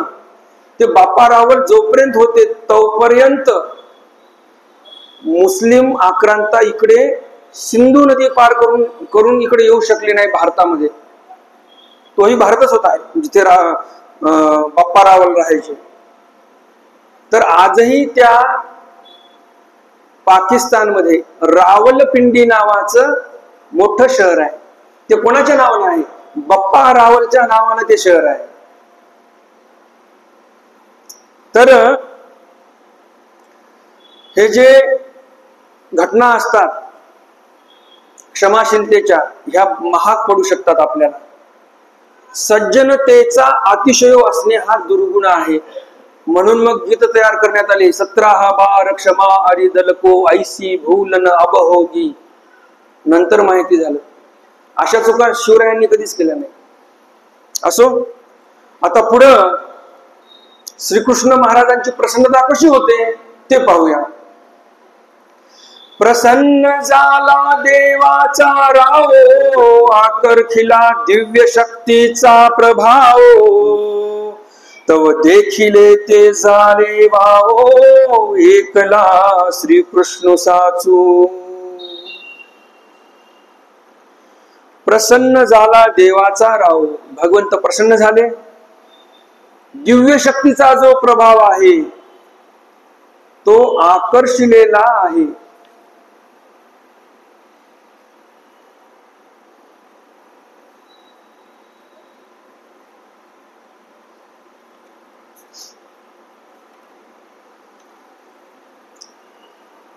मग आता दिव्य शक्तीचा प्रभाव पूर्ण आकर्षण घेतला आणि त्यानंतर मग जे भगवंत जे वस्तुरूपाचे जे खरोखर होते ते तिथे समोर दिसायला लागले. तसं बळीरामांनी पाहिलं त्यावेळेस त्यांना सर्व वस्तुरूपच दिसले बरं का, ते काही विज्ञानाचे नाही दिसले त्यांना, असं या ग्रंथामध्ये आलेलं आहे. तर हे भगवंत जे होते मुळात जे श्रीकृष्ण एक ते दिसले. दिव्य शक्तीचा प्रभाव आकर्षल्यानंतर फिटली ब्रह्मयाची भ्रांती, देव देखिला आनंद मूर्ती, चितघन श्यामल कांती, पुतळा कैवल्याचा. ब्रह्मयाची भ्रांती फिटली, मग आनंद मूर्त असा तो जो भगवंत आहे तो दिसला त्यांना. चितघन श्यामळ कांती, श्यामळ कांती ज्यांची आहे असे भगवंत त्यांना दिसले. पुतळा कैवल्याचा. आरोगितो निघाला, तेनेची वेखे नटला, गोप वासुर्वे पाव लागला गणा माझी. 1 वर्षापूर्वी भगवंताची जशी लीळा चालू होती, वासर शोधण्यासाठी ते गेलेले होते, त्याप्रमाणे भगवंताने लीळा चालू केलेली आहे. आणि वासर शोधण्यासाठी भगवंत वनामध्ये गेलेले आहेत. तोची दह्या भाताचा उंडा वाम करी, आवले बेले आल्याची फडतरी, धरलिया सती अंगुलिया माझारी परमानंदे. दह्या भाताचा उंडा म्हणजे गोळा डाव्या हातावर घेतलेला आहे. आवळा, बेल आणि अद्रक यांच्या फडतरी म्हणजे अशा फोडी या बोटांमध्ये, या 3 सांध्यांमध्ये ते धरलेले आहेत. आणि मग जेवणही चालू आहे. जी वस्तू पाहिजे, आलं खायचं असेल आलं खायचे, बेल खायचा असेल बेल खायचे, आणि आवळा खायचा असेल तर आवळा खायचे. त्यांना जसं खायचं, आताच्या भाषेमध्ये भगवंताचं सलाद ते हातामध्येच असायचं. जेवताना वेगळं प्लेट वेगळं ताट आहे, त्याच्यामध्ये कसं नियोजन करायचं, या जागेचं युटिलायझेशन कसं झालं पाहिजे, कसं युटिलाइज करायचं, याला वापरामध्ये कसं आणायचं, त्याचाही सूक्ष्म विचार बघा भगवंताच्या चरित्रामध्ये दिसून येतो आपल्याला. आपण या साध्यांचा काय उपयोग केलेला आपल्या जीवनामध्ये? भगवंताने प्रत्येक वस्तू तयार करून दिली आहे या माणसाला, ती काहीतरी उपयोगात आणण्यासाठी. आपण अडाणी आहोत, आपल्याला माहिती नाही. मग चरित्रामध्ये भगवंताने दाखवून दिलं हे कशासाठी आहे. एकामध्ये आवळा ठेवा, बेल ठेवा, अद्रक ठेवा. जेवताना कुठे प्रवासामध्ये आहात असं जेवण करा, काही ताण घ्यायचं नाही. प्लेट आणा, ताट आणा, किंवा प्लास्टिकच्या वाट्या जमा करा, प्लास्टिकचे प्लेट आणा, त्यावर खाण्यापेक्षा हे असं खाल्लेलं काय वाईट आहे. भगवंत तर बसून खात नाहीयेत, कसे खात आहेत, चालत चालत चालू आहे. वासर शोधण्यासाठी वनामध्ये गेलेले आहेत आणि आरोगणही चालू आहे. अशी अलौकिक लीळा आहे भगवंताची. मग आता शिष्टाचार झालेला आहे, भगवंताने क्षमा केलेली आहे. मग आता हिम्मत होते ब्रह्मदेवाची. कारण नारद मुनी आले, काय बोलायचं बोलले आणि निघून गेले. आता ब्रह्मदेव काय म्हणतात.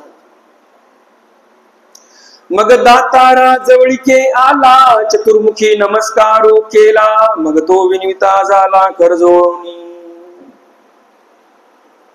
मग भगवंताजवळ कोण आलेले आहेत? ब्रह्मदेव.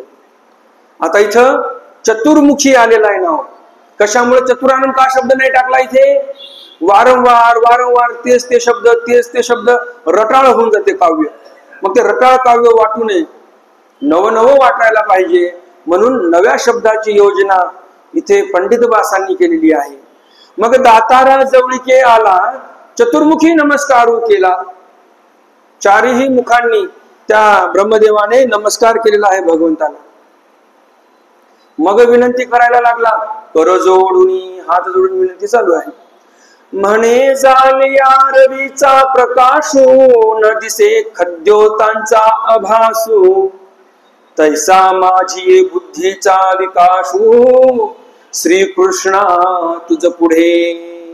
ज्याप्रमाणे आकाशामध्ये रवीचा प्रकाश झाला, सूर्योदय झाला, मग अशा वेळेला जे खद्योत आहेत, म्हणजे रात्रीच्या वेळेला आकाशामध्ये जे काजवे चमकतात, त्यांचा जो प्रकाश असतो त्या प्रकाशाचा आभास न दिसे सूर्योदय झाल्यानंतर दिसते का? आकाशामध्ये सूर्य उगवलेला आहे आणि आपण बघतोय की काजवे पण चमकत आहेत, असं कधी घडलंय का? नाही. तर मग ब्रह्मदेव म्हणतात तुम्ही म्हणजे रवी, सूर्य तुम्ही, आणि मी म्हणजे कसा? काजव्यासारखा. तुमच्या पुढं मी लक्षातही येणार नाही लोकांच्या, असा मी. तसा माझ्या बुद्धीचा विकास आहे. श्रीकृष्ण भगवंता तुमच्या पुढे. परमाणुची केवढी थोरी, जरी मेरूसी करी सरी, तैसी मिया केली परी, तुमसी देवा. परमाणुची केवढी थोरी?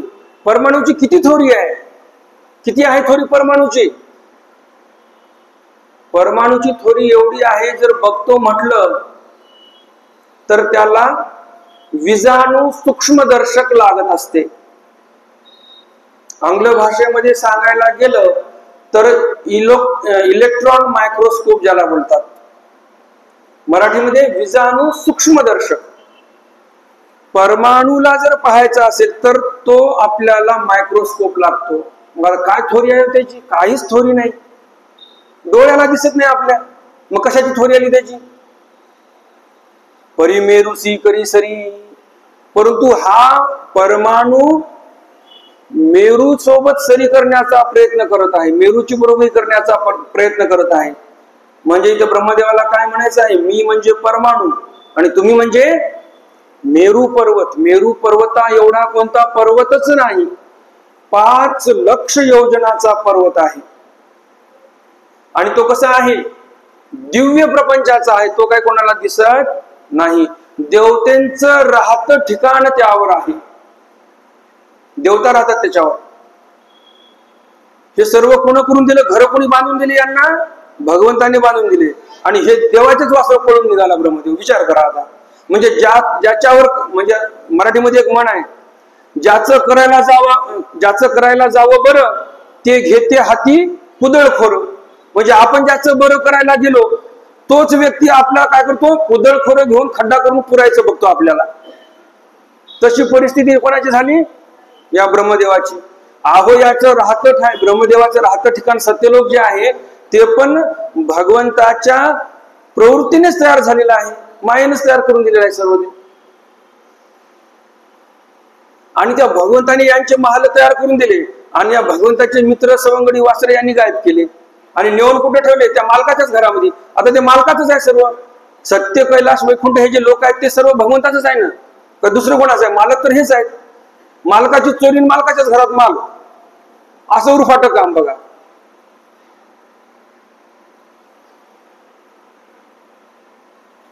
मसका प्रोडी खगपतीसी, विरोलिया शेखेसी सरिसी, तैसे मिया केले पै तुम्हासी प्रभू आदिनाथा. मी कसा आहे? मसक आहे, म्हणजे मी मच्छर आहे. मच्छर किती उडतो? उडून उडून सांगा, किती उडेल? उडून उडून वर किती जाईल तो उडत उडत? काय जास्त जाणार नाही. परंतु हा मच्छर कोणासोबत पैस घेतो? कोणाची बरोबरी करण्याचा प्रयत्न करतो? खगपतीसी, खगाचा जो पती आहे. खग म्हणजे पक्षी, आणि पक्ष्यांचा राजा कोण? मोर नाही, पक्ष्यांचा राजा गरुड. गरुडा तिही लोकी गमन येरी पक्षी कुळी काही न करावे उत्पन्न. बरोबर की नाही? गरुड तिन्ही लोकांमध्ये गमन करतो, एवढं उंच उडतो, आणि त्याची बरोबरी कोण करायला लागलेला आहे? मच्छर बरोबरी करायला लागली. आता शक्य आहे काही? नाही. मग ब्रह्मदेव म्हणत आहे देवा तुम्ही खगपती आहात, गरुडासारखे तिन्ही लोकांमध्ये गमन करणारे, आणि मी मच्छर आहे. विरोळ्या शेखेशी सरिसी. विरोळा आहे, पाण्यातील विरोळे असतात, छोटे छोटे हिरवे साप, बिनविषारी साप असतात. ते बारीक बारीक विरोळे असतात पाण्यामध्ये राहणारे. तर ते विरोळे काय करत आहेत? शेखेशी सरिसी, 1000 मुख असणारा शेषनाग, ज्याच्यावर महाविष्णू शयन करतात, अशा त्या शेषनागाची बरोबरी करण्यासाठी जणू काय हा विरोळा निघालेला आहे पाण्याच्या डबक्यातला. तसं माझं झालेलं आहे. जेव्हा मी विरोळा जो असतो पाण्यातला, तो विरोळा साप मी बारीक आणि तुम्ही शेषनाग. आता बघा, मी माझ्या मुखातून विरळा शब्द निघाला बघा, एक काना एक मात्रा कमी झाला आणि विरोळा शब्द मी पुन्हा म्हटलो. फरक किती बघते बघा. मी विरळा म्हणजे कोट्यांमध्ये मी एकटाच आहे. विरळा त्याला म्हणतात बर का. लाखो करोड मधून एखादाच व्यक्ती असतो ईश्वर प्राप्तीला जाण्यासारखा, असा विरळाच असतो. आहे की नाही आपल्या ब्रह्मविद्येमध्ये शब्द? हा, बरोबर की नाही? तर विरळा आहे की नाही शब्द आलेला. पण आता जर मी विरळा म्हटलं असतो, ब्रह्मदेव म्हणत आहेत मी विरळा आहे, अर्थ जमला असता का? नाही. एक काना एक मात्रा बोलता बोलता चुकून गेला माझ्याकडून, अर्थाचा अनर्थ झाला असता की नाही. आणि काना मात्रा लावणाऱ्याला विरोला झाला, म्हणजे पाण्यातील एक शुद्र असा बारीकातला बारीक. एवढा फरक असतो बघा शब्दामध्ये. काना मात्रा इकडे तिकडे झाला, तुम्हाला अर्थबोधच होणार नाही. तैसे मिया केले पै तुमची प्रभू आदिनाथा. भगवंता मी एवढा अपराधी आहे, एवढे अपराध केले मी, एवढा मी शूद्र आहे तुमच्या पुढं. आणि स्वतःची प्रौढी मिरवण्याचं काम मी केलेलं आहे इथे. कोल्हामध्ये न संभाली सिंहेसी बोले बिरदावली. तैसे मिया केली थोरी आली तुते नेनोनी.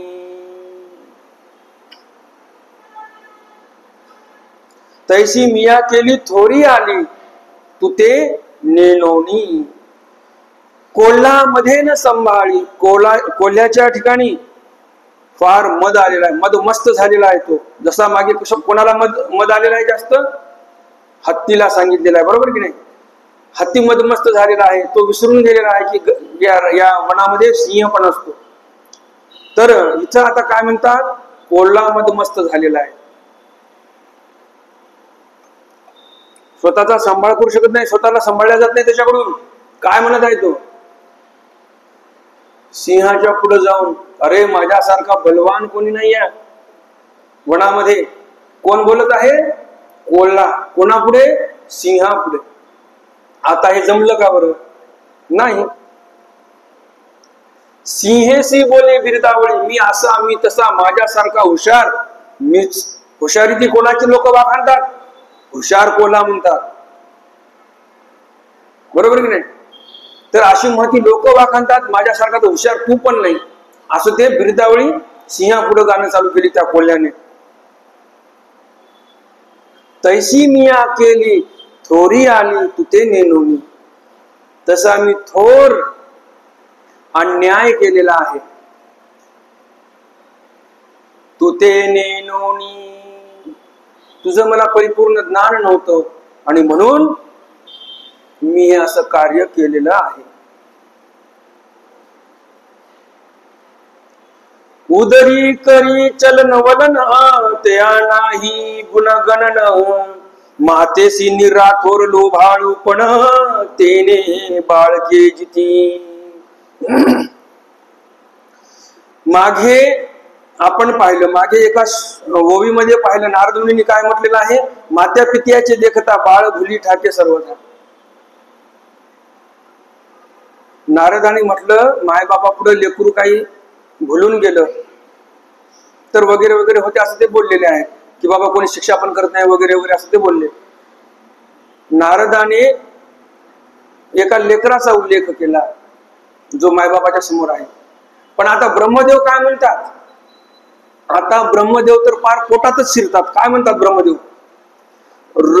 उदरी करी चलन वलन. मातेच्या उदरामध्ये जे बाळ आहे ते चलन वलन करते, एखाद्या वेळेस लाताही मारते, त्या नाही गुणगणन. माता काय म्हणते का तू मला लात मारत आहेस म्हणून? काही त्याचा दोष घेते का? नाही. मग आता बघा ब्रह्मदेव म्हणजे किती चापलुसी करत आहे. पहिला अगोदर काय केलं? परीक्षा पाहिली. बरं, या ब्रह्मदेवामुळे 1 वर्षभर देवाला त्या गोकुळामध्ये गोठ्यातले शेण काढावं लागलं. अख्ख्या गोकुळाचं शेण कुणी काढलं? ज्या गोकुळामध्ये पूर्ण त्या गोठ्यामध्ये जे शेण होतं ते या गोपाळांनीच काढलं ना पूर्ण. आणि ते सर्व गोपाळ म्हणजे भगवंत होते. तर भगवंतांना या ब्रह्मदेवाने वर्षभर शेण काढायला लावलं, वर्षभर घरातले कामं करायला लावले. आणि आता म्हणते देवा, जसं पोटातलं लेकरू असते, मातेला काही वाटत नाही, तसं मी आहे बापा तुमचं लेकरू, मला क्षमा करा. अरे बापा, पण वर्षभर त्रास द्यायचा असतो का? लेकरू आहेस तर वर्षभर इकडे शेण काढलं ना मी. मायबापाचे बोलणे वेगळेच, पूर्ण गाव मला मारायचं, कारण सगळीकडे श्रीकृष्ण महाराज नटलेले, कोणीही मारलं तरी भेटायचं मलाच. मग आता एवढं वर्षभर सहन केलं, तू म्हणतो आता मी बाळ झालो, आता असं कसं जमते? मातेशी निरा थोर लोभाळू, पण तरी पण मातेला लोभच निर्माण होतो त्या बाळाविषयी. तेने बालके जिती, आणि त्या लोभामुळेच तर सर्व बाळक जगतात. असा मी तुमचा बाळ आहे, वर्षभर तुम्हाला कामाला लावणार. म्हणजे चापलुशी कशी करावी बघा, आपली चूक झाली तर ब्रह्मदेवाकडून शिका, व्यवहारामध्ये कामाला येईल तुमच्या, बरोबर की नाही?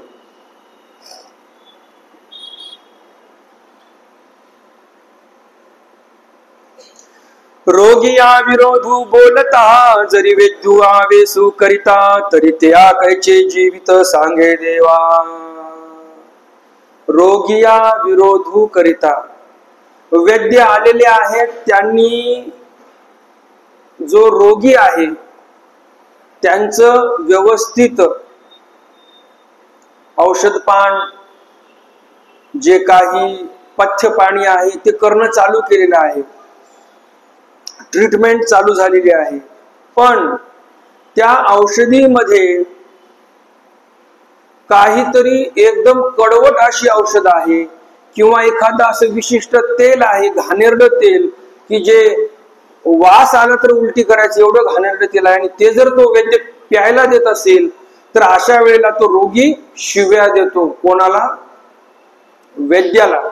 मग असं वैद्याला जर शिव्या दिल्या रोग्याने, आणि जर त्या वैद्याने आवेश केला,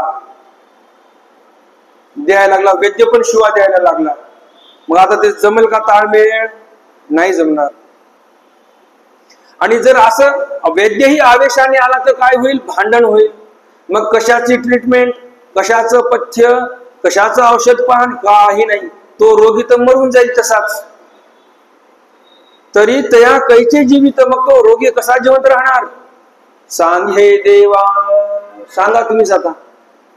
तुम्ही वैद्य, मी रोगी, आता किती मोठं इंजेक्शन मारायचं तुम्ही मारा, आता मी काही बोलणार नाही. कसा डोस द्यायचा? कडू द्या, गोड द्या, खारट आंबट तिखट गोड, काय द्यायचं ते द्या बाबा आता.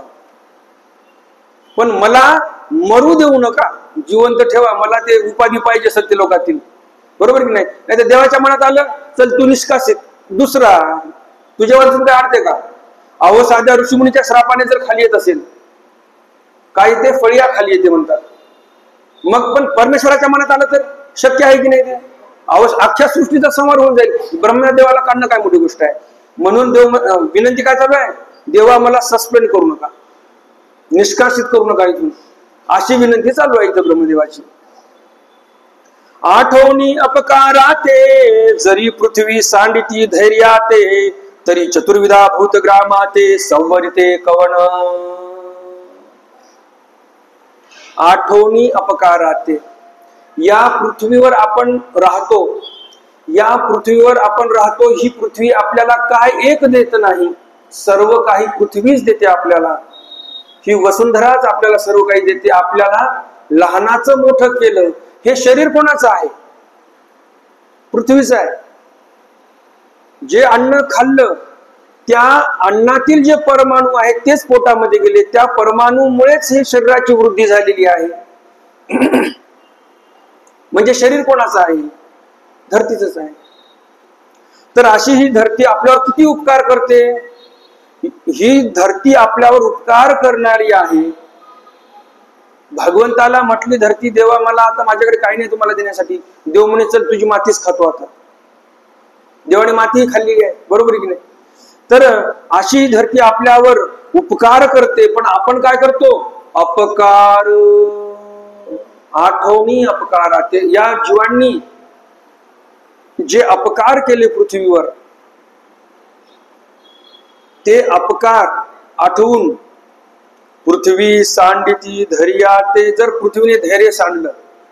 आता कोण्या प्रकारचे अपकार आहेत ते आता सांगायला गेले तर खूप काही आहे.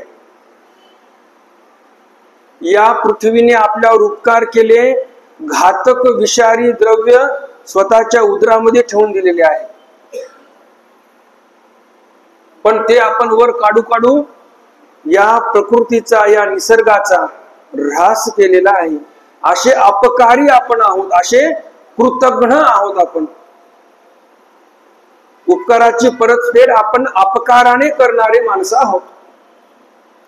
तर मग आता ब्रह्मदेव काय म्हणतात? ब्रह्मदेव म्हणतात की जर पृथ्वीने या जीवांचे अपकार पाहिले आणि जर धैर्य सोडून दिलं तर काय होईल?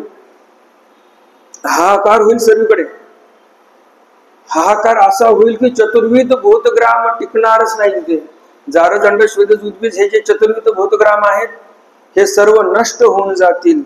यांना सावरणारा कोण आहे? संवरिते कोण? यांना सावरणारा कोण आहे बरं? असं इथे ब्रह्मदेव म्हणत आहेत भगवंताला. देव सहाजे कृपाळू शरणांगत जनवत्सलू आर्तासी निरामयाळू अनाथनाथू. देव सहाजे कृपाळू.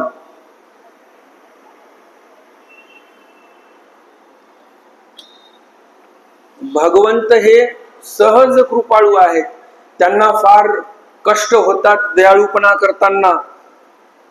म्हणतात ना लोक की मी माझ्या छातीवर दगड ठेवून त्याला क्षमा केली, म्हणतात की नाही? क्षमा करण्याचा तर काही विचार नव्हता, पण हा जो निर्णय घेतला मी माझ्या छातीवर दगड ठेवून निर्णय घेतला, तसा देवाला काही दगड वगैरे ठेवावा लागत नाही. देव सहज मयाळू आहेत, सहज गुण आहे त्यांचे ते. तर असे देव सहज मयाळू आहेत, देव सहज कृपाळू आहेत, मयाळू आहेत, दयाळू आहेत. शरणांगत जनवत्सलू, जे शरणांगत येतात त्यांच्या ठिकाणी वात्सल्य भाव निर्माण होतो भगवंताच्या मनामध्ये. आर्तासी निर्हामयाळू, जे अर्थवंत आहेत त्यांच्यासाठी भगवंत निर्हा म्हणजे निवळ मयाळू आहेत. त्यामध्ये कोणत्याही प्रकारची भेसळ नाही, असा तो निर्भेळ असा गुण भगवंताचा आहे. अनाथनाथू, अनाथाचे नाथ आहेत भगवंत.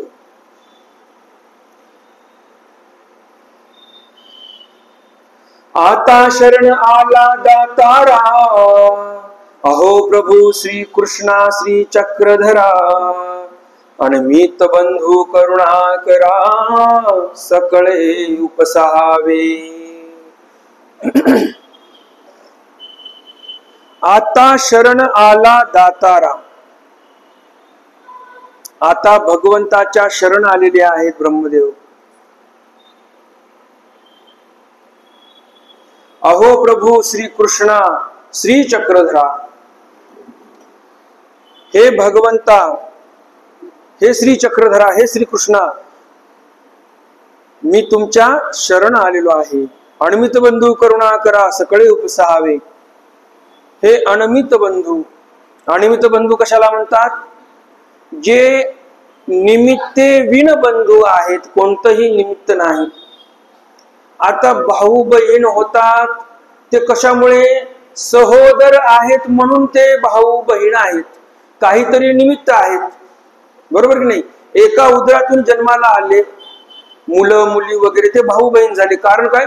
सहोदर आहेत, हे निमित्त आहे त्यांचं. एका दाम्पत्याच्या पोटी जन्माला आले म्हणून भाऊ बहीण झाले, हे निमित्त आहे. आपल्या वडिलांना भाऊ आहे म्हणून ते काका झाले. भाऊ आहेत हे निमित्त आहे म्हणून काका झाले, बरोबर की नाही? हे असे निमित्त आहेत म्हणून हे सगळे नातेसंबंध आहेत आपले. परंतु भगवंत कसे आहेत? अनमित बंधू. काही निमित्त नाही, काही कारण नाही. त्या देवाचं ना आपलं काहीच घेणं देणं नाही, दूर दूर पर्यंत आपला संबंध नाही. तरी पण भगवंत दयाळू मयाळू कनवाळू कृपाळू आहेत म्हणून भगवंत आनंद देण्यासाठी इथे अवतार घेतात. कोणाला? या जीवाला आनंद द्यायचा आहे.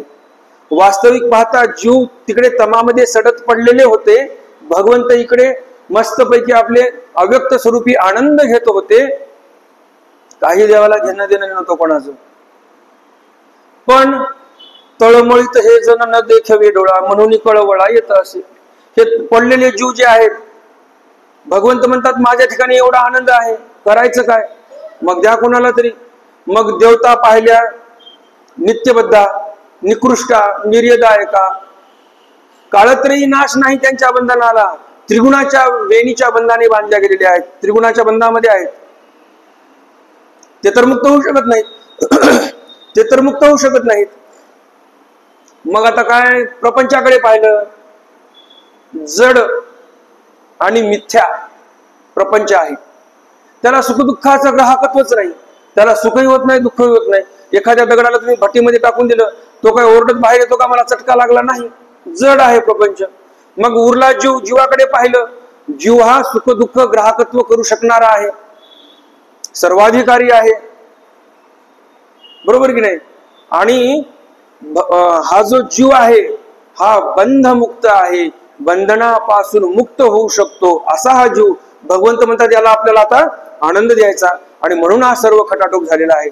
म्हणजे बरेच काही प्रकरण घडलं, आगंतुक, अनारब्ध, प्रारब्ध ह्या सृष्ट्या तयार झाल्या, परंतु आता तो प्रसंग नाही सांगण्याचा, त्यामुळे मी काय बोलणार नाही. तर हे भगवंत कसे आहेत? अनिमित बंधू. काय देणं घेणं होतं का हो? जीव इकडे, आपण सर्वजण, बरं का, जीव म्हणजे कोणी तिराईत व्यक्ती नाही, आपण सर्वजणच तमामध्ये पडलेलो होतो. ना तिथं सुख ना तिथं दुःख, पडले आपले डोळे लावून.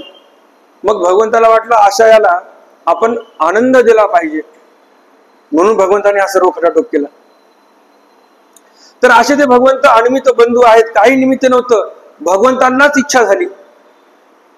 वास्तविक पाहता काहीतरी नातेलग होते, आपण आपलं काहीतरी त्यांच्यासोबत नातं होतं असं काहीच नाही. पण भगवंताने इथं अवतार घेतला, आणि तरी देव काय म्हणतात इथे येऊन? सोयरिकेचा सांधा तुटू देऊ नका म्हणतात देवासोबत. शेवटीली चारी घडिया ऐशिया गेली काही, तेसिया गेली काही, शेवटी तरी कमीत कमी काही करा. तो तर शेवटी छप्पनी ओलांडली म्हणजे तर अवघड आहे पुढे सर्व. पण भगवंत म्हणतात तरी पण भगवंत हे दयाळू मयाळू आहेत. भगवंत म्हणतात काही का असे ना, सोयरिकेचा सांधा तुटू देऊ नका. दशी धरा कमीत कमी भगवंताची. दशी, दशी कशाला म्हणतात? उपरण्याचा जे एखादं धागा निघालेला, एक धागा, त्याला दशी म्हणतात. सुताचा एक धागा तरी धरा भगवंताचा. मग आता न्यूनतम आपल्याला धर्म आचरण करायचा मिनिमम, कि मग अधिकतम करायचा, आपलं आपण ठरवलं पाहिजे. तर आजची ज्ञानसत्राची वेळ आपली इथे संपलेली आहे. उद्या भेटूया. अजून ब्रह्मदेव काय काय म्हणतात आणि कशी विनंती करतात श्रीकृष्ण महाराजांना, हे पाहण्यासारखं, ऐकण्यासारखं आहे. तर उद्या सर्वांनी अवश्य इथे हजर राहावं.